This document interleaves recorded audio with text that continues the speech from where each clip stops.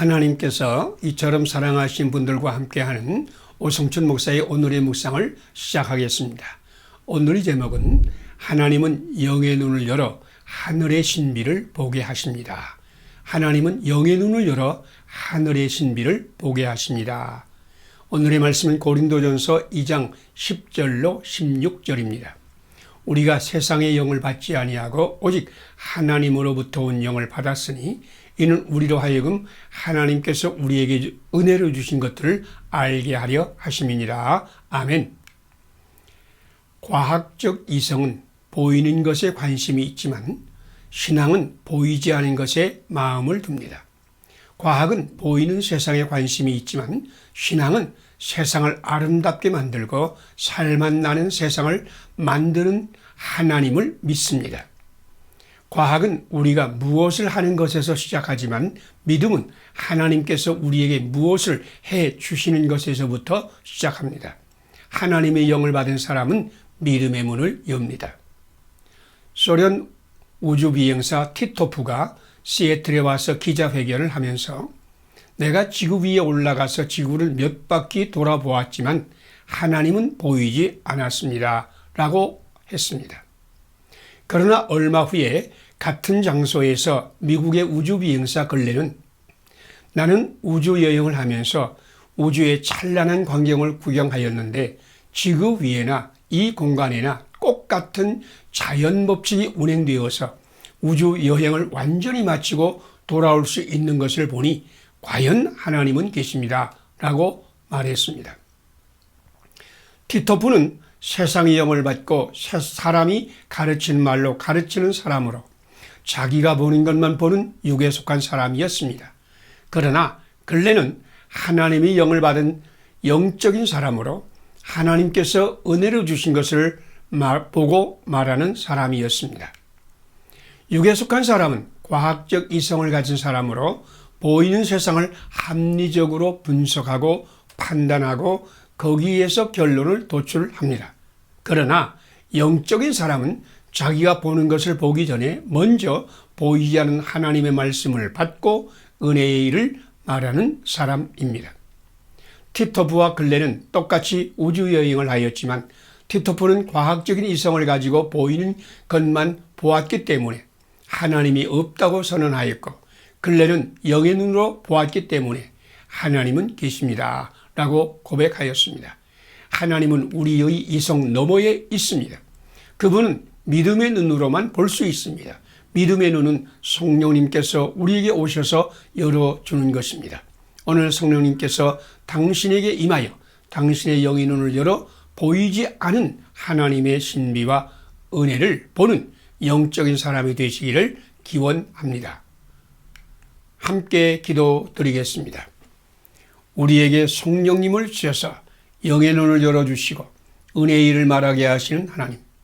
오늘 나도 성령님으로 충만하여 하나님의 말씀을 받고 은혜의 일을 말하는 사람이 되게 하소서. 오늘 성령님과 함께 만나는 모든 사람을 은혜로 감싸고 축복하며 섬기게 하소서. 예수님 이름으로 기도드립니다. 아멘. 오늘의 실천사항을 함께 나누겠습니다. 나에게 성령님을 주셔서 영의 눈을 열어주시고 은혜의 일을 말하게 하시는 하나님을 찬양한다. 나도 성령님이 가르치신 대로 하나님 말씀을 받고 은혜의 일을 말한다. 오늘 성령님과 함께 만나는 모든 사람을 은혜로 감싸고 축복하며 섬기며 존중한다. 감사합니다. 오늘도 하나님이 함께 하시는 아름다운 날이 되시기를 바랍니다. 하나님께서 이처럼 사랑하시는 분들과 함께하는 오성춘 목사의 오늘의 묵상을 시작하겠습니다. 오늘의 제목은 하나님은 발람의 기도를 따르지 않게 당신을 지키실 것입니다. 오늘의 말씀은 민수기 22장 2절에서 20절입니다. 밤에 하나님이 발람에게 임하여 이르시되 그들이 너를 부르러 왔거든 일어나 함께 가라. 그러나 내가 네게 이르는 말만 준행할지니라. 아멘. 하나님은 스스로 선택하고 결단하는 인격적인 존재로 사람을 지으셨습니다. 하나님께서는 사람에게 생명의 길을 보여주시고 생명의 길을 따라가라고 말씀하시지만 자기 스스로 생명의 길을 버리고 죽음의 길을 따라가기로 마음에 결단하는 사람을 강제로 돌이키지는 않습니다. 하나님의 말씀을 분명히 받았는데 욕망의 기도를 드린 발람은 저주의 모델이 되었습니다. 모압 왕 발락은 이스라엘을 두려워하여 복술과 발람을 청하여 이스라엘을 저주하라고 부탁하였습니다. 그런데 발람은 여호와의 허락을 받으려고 산에 올라가 기도했습니다. 여호와 하나님은 발람에게 발락의 사람들과도 가지 말고 이스라엘을 저주하지도 말라고 분명하게 말씀했습니다. 두 번째로 발락이 발람에게 사자들을 보내어 재물과 권세로 그를 유혹했을 때에도 그는 다시 여호와 하나님께 묻고 여호와의 허락을 받고 발락 왕에게 갔습니다. 발람은 분명히 하나님께 기도하고 하나님의 허락을 받고 발락 왕에게로 갔는데 여호와의 사자가 그를 가로막고 나귀가 입을 열어 발람을 책망하고 거짓 선지자의 모델이 되어서 멸망했습니다. 왜 하나님께 허락을 받고 갔는데도 저주의 선지자가 되었을까요? 그것은 그가 드린 두 번째 기도에 문제가 있었기 때문입니다. 발람의 두 번째 기도는 욕망을 따라가고자 하는 자기 욕망의 기도였습니다. 하나님은 발람처럼 욕망의 기도를 드리는 사람을 그 욕망을 따라가게 내버려 두십니다. 예수님은 유다가 탐욕의 마음을 가졌을 때 버려 두었습니다. 하나님의 말씀을 분명히 받았는데도 자기 욕망 때문에 하나님께 다시 기도를 드리는 사람의 기도도 하나님은 받으시지만 자기 욕망의 기도의 결말은 저주와 멸망입니다. 오늘 당신과 함께 하시는 성령님께서 하나님 말씀만을 따라 살게 은혜 주시기를 기원합니다. 자기 욕망의 기도를 드리지 않게 당신을 지키시기를 기원합니다. 사랑과 고난의 십자가를 지고 예수님만 따라 살게 하시기를 기원합니다. 함께 기도드리겠습니다. 우리가 가야 할 길을 분명하게 보이시고 말씀하시는 하나님, 오늘 나도 하나님 말씀만을 따라 살게 하소서. 발람과 같이 자기 욕망의 기도를 드리는 나의 어리석음을 깨뜨리소서. 성령님의 인도를 받아 사랑과 고난의 십자가를 지고 예수님을 따르게 하소서. 예수님 이름으로 기도드립니다. 아멘. 오늘의 실천사항을 함께 나누겠습니다. 길이요 진리요 생명이신 예수님을 따라 산다. 오늘 나에게 보여주시는 하나님의 길을 따라간다. 발람과 같이 자기 욕망의 기도를 드리는 나의 어리석음을 회개한다. 성령님의 인도를 받아 사랑과 고난의 십자가를 지신 예수님을 따른다. 감사합니다. 오늘도 하나님이 함께 하시는 아름다운 날이 되시기를 바랍니다. 하나님께서 이처럼 사랑하신 분들과 함께하는 오성천 목사의 오늘의 묵상을 시작하겠습니다. 오늘의 제목은 하나님은 죽음을 또 하나의 아름다운 시작으로 만드셨습니다. 오늘 말씀은 데살로니가전서 4장 13절에서 18절입니다. 주께서 호령과 천사장의 소리와 하나님의 나팔로 친히 하늘로 쫓아 강림하시리니 그리스도 안에서 죽은 자들이 먼저 일어나고 그 후에 우리 살아남은 자도 저희와 함께 구름 속으로 들어올려 공중에서 주를 영접하게 하시리니 아멘. 그리스도인이 평생 천국을 소망한다고 찬송하면서 살다가 정작 죽음의 순간에 이르면 두려워하고 불안해한다면 그것은 수치 이전의 실패입니다. 신앙인이 죽음의 모습에는 무엇인가 메시지가 있어야 하고 새로운 의미가 있어야 하지 않겠습니까? 성경 말씀을 그대로 믿고 예수님께서 재림하여 우리를 영접하여 빛나는 천국으로 인도하실 것이라는 사실을 확신한다면 어떤 죽음도 슬픔이 아니라 새로운 탄생의 감격이 될 것입니다. 목사님 한 분이 죽기 전에 30분짜리 녹음 테이프를 준비하였습니다.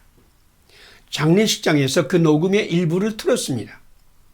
조문객들은 무슨 말씀이 나올까 조용히 긴장했습니다.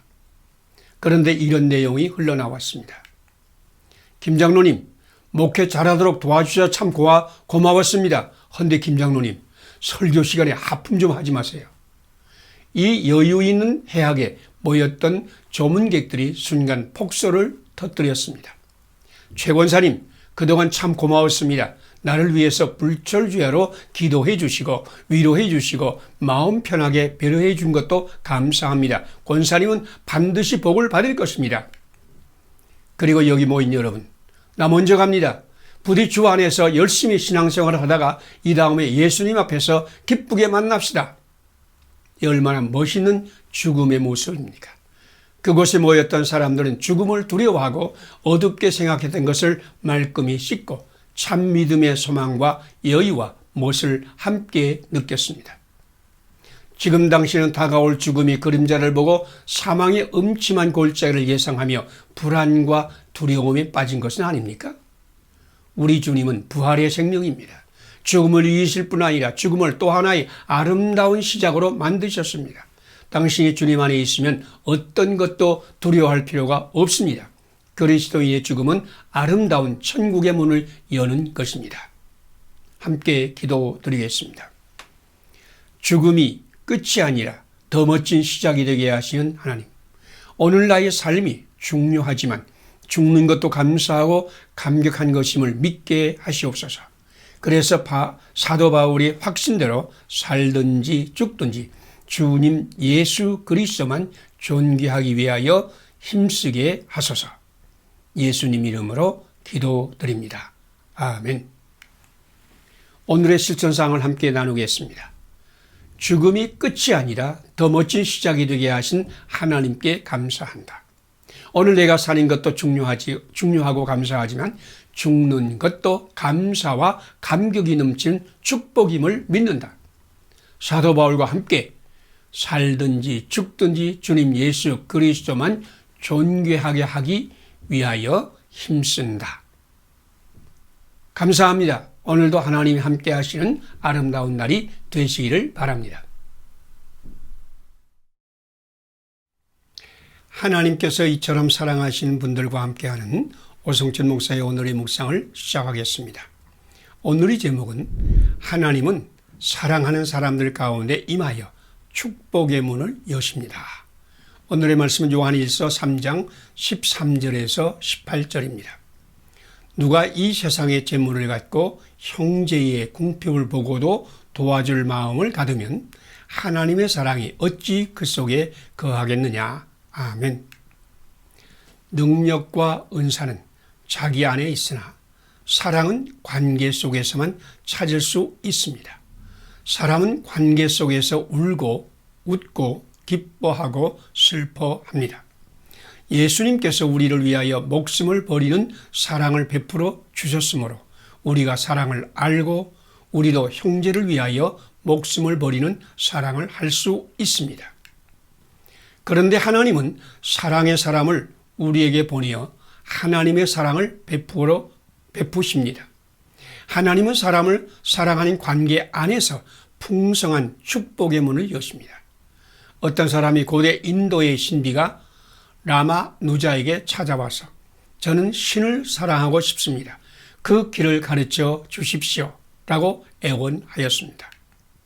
그러자 라마누자는 그보다 먼저 물어볼 것이 있습니다.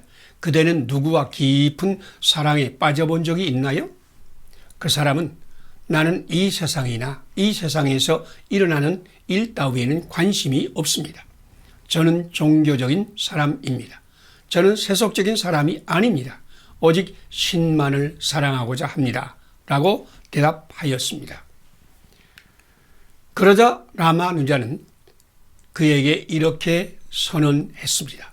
먼저 그대가 누군가를 사랑한 일이 없다는 것은 진정한 사랑을 알지 못한다는 것인데 보이는 사람을 사랑해 보지 않는 사람이 어떻게 보이지 않는 신을 사랑할 수 있겠습니까? 하나님은 사랑이십니다. 그러므로 사람들과 사이에서 사랑의 끝자락이라도 잡아본 사람만이 하나님을 사랑할 수 있습니다. 성경은 이렇게 말씀합니다. 누가 이 세상의 재물을 갖고 형제의 궁핍을 보고도 도와줄 마음을 닫으면 하나님의 사랑이 어찌 그 속에 거하겠느냐. 우리는 형제를 사랑함으로 사망에서 생명으로 들어갔습니다.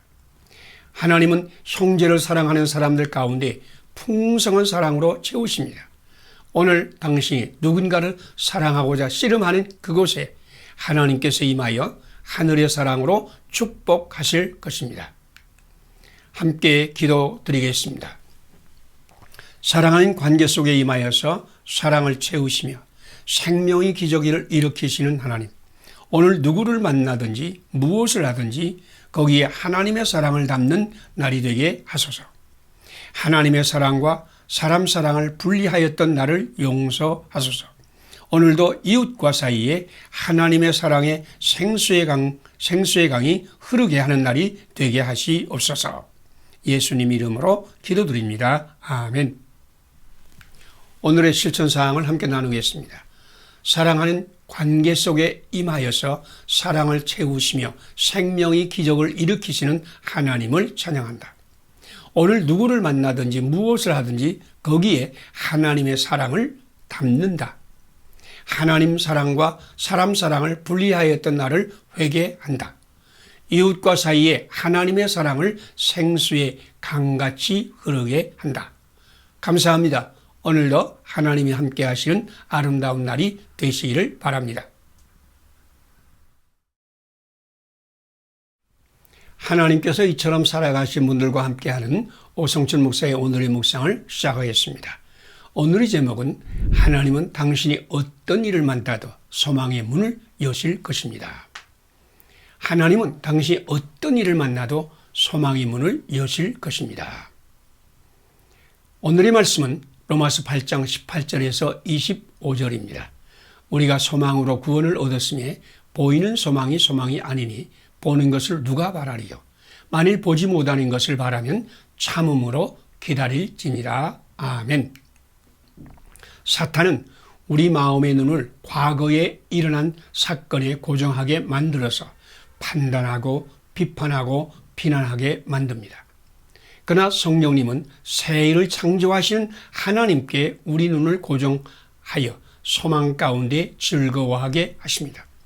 믿음은 부활의 주 예수님께서 우리 안에서 행하시는 구원의 기적입니다. 사랑은 바로 지금 여기에 임하시는 하나님께서 우리에게 베푸시는 은혜의 기적입니다. 반면에 소망은 하나님께서 앞으로 우리를 위해 행하실 그 일에 참여하는 것입니다. 강철왕 카네기가 어느 도시의 시장 사무실에 들어갔는데 큰 그림 하나가 걸려 있었습니다. 모래밭 위에 놓여있는 낡은 거룻배가 그려진 그림이었습니다. 그림이 분위기는 절망스럽고 쓸쓸했습니다. 그런데 그 그림 밑에 반드시 밀물 때가 온다 라는 글씨가 쓰여져 있었습니다. 카네기는 시장에게 그 그림의 사연을 물었습니다. 그가 28살 젊은 시절에 거듭되는 실패로 말미암아 수 없는 절망 속에서 허덕이고 있을 때에 어느 사무실에서 그 그림을 보았다고 합니다. 그 그림을 보는 순간 진한 감동이 있었다고 합니다. 지금은 실패자이지만 자기에게도 반드시 밀물 때가 온다는 희망이 생겼습니다. 그래서 그 그림을 얻어 그 후 그 그림을 날마다 들여다보며 절망적인 생각에서 소망적인 생각으로 바꾸어 살았기에 오늘이 그가 되었다고 말하였습니다. 그렇습니다. 우리는 소망으로 구원을 얻었습니다. 소망은 우리를 견디게 하며 우리도 참게 하며 하나님의 미래를 기다리며 그것을 위하여 심게 만듭니다. 예수님의 십자가는 완전한 절망을 의미하지만 바로 그것은 인류를 구속하시는 하나님의 사랑이요 인류에게 새 역사를 창조하신 구원의 능력입니다. 예수님의 마음을 품은 사람은 십자가에 달리신 예수님을 날마다 바라보는 자요, 십자가 절망 속에 숨겨진 부활의 소망에 참여하는 자입니다. 성령님은 오늘 당신에게 어떠한 환난이나 위기가 올 때에도 당신의 눈을 하나님께 고정하여 하나님께서 이루실 소망을 보며 감사하고 찬양하게 할 것입니다. 함께 기도드리겠습니다. 소망으로 구원을 얻게 하신 하나님, 부활하신 생명의 예수님을 바라보며 오늘의 십자가를 참고 견디게 하소서. 보이는 것만을 보며 절망하던 나를 용서하소서. 오늘 어떤 환난이나 위기를 만나도 나의 눈을 예수님께 고정하여 부활의 소망에 참여하게 하소서. 예수님 이름으로 기도드립니다. 아멘. 오늘의 실천사항을 함께 나누겠습니다. 소망으로 구원을 얻게 하신 생명의 예수님을 바라보며 오늘의 십자가를 참고 견딘다. 보이는 것만 보며 절망하는 나를 회개한다. 오늘 어떤 환난이나 위기를 만나도 나의 눈을 예수님께 고정하여 부활의 소망에 참여한다. 부활의 소망이신 주 예수님을 모든 사람에게 전파한다. 감사합니다. 오늘도 하나님이 함께 하시는 귀한 날이 되시길 바랍니다. 하나님께서 이처럼 사랑하시는 분들과 함께하는 오성철 목사의 오늘의 묵상을 시작하겠습니다. 오늘의 제목은 하나님은 당신을 존엄한 하나님의 형상으로 지으셨습니다. 오늘의 말씀은 사무엘상 16장 1절에서 13절입니다. 여호와께서 사무엘에게 이르시되 그 용모와 신장을 보지 말라. 내가 이미 그를 버렸노라. 나의 보는 것은 사람과 같지 아니하니 사람은 외모를 보거니와 나 여호와는 중심을 보느니라. 아멘. 사무엘은 이새의 아들 중에 한 사람에게 기름을 부어서 미래의 왕으로 지명하라는 하나님의 말씀을 받고 이새의 집으로 갔습니다. 그는 이새가 데려온 7 아들 가운데서 첫째인 엘리압을 보고 마음에 들어 여호와의 기름 부으실 자가 과연 그 앞에 있도다라고 생각하였지만 하나님은 그가 아니라고 말씀하셨습니다. 사무엘은 그 용모와 신장을 보면서 바로 이 사람이 왕의 제목이라고 생각했으나 하나님은 외모를 보지 않고 중심을 보셨습니다. 영의 눈을 열어 중심을 보며 하나님이 보시는 것을 함께 보는 사람은 복이 있습니다. 어느 날 농장을 크게 경영하는 테일러에게 제임스라는 청년이 찾아와서 일자리를 하나 달라고 사정했습니다. 건장하고 착실하게 보였기에 허락했습니다.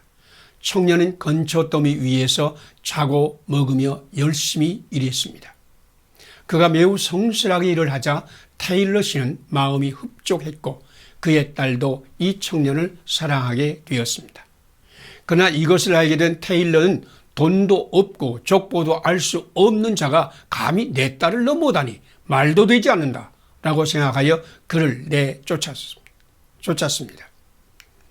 그로부터 30년이 지난 어느 날 테일러 씨는 건초 창고를 수리하려고 대청소를 하다가 창고 기둥에 칼로 새겨놓은 이름을 발견했습니다.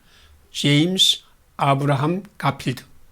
그 이름을 읽고 혹시나 하고 서재로 달려 들어가 대통령의 사진을 자세히 보니 놀랍게도 미국 대통령이 바로 자기가 쫓아낸 그 청년이었습니다. 20대 미국 대통령으로 선출된 제임스 가필드는 진실한 그리스도인이었으나 어려서 매우 가난하고 배경도 없는 소자였습니다. 테일러는 가슴을 치며 후회를 하였으나 때는 늦었습니다. 오늘 하나님께서 당신의 눈을 열어 사람의 중심을 보며 존엄한 하나님의 형상을 보고 존중하며 축복하는 영의 사람으로 세우시기를 바랍니다. 함께 기도드리겠습니다. 하나님의 형상을 따라서 사람을 존귀하고 소중한 존재로 만드신 하나님. 오늘 나의 영의 눈을 열어 중심을 보고 하나님께서 숨겨놓으신 소중하고 존귀한 하나님의 형상을 보게 하소서. 외모로 사람을 판단하는 나를 용서하소서. 오늘 만나는 모든 사람을 하나님의 형상으로 존중하며 축복하게 하소서. 예수님 이름으로 기도드립니다. 아멘. 오늘의 실천사항을 함께 나누겠습니다. 하나님의 형상을 따라서 나를 존귀하고 소중한 존재로 만드신 하나님께 감사한다. 나의 영의 눈을 열어 중심을 보고 하나님께서 숨겨놓으신 소중하고 존귀한 하나님의 형상을 본다. 외모로 사람을 판단하던 나를 회개한다. 만나는 모든 사람을 하나님의 형상으로 존중하며 축복한다. 감사합니다. 오늘도 하나님이 함께 하시는 아름다운 날이 되시기를 바랍니다.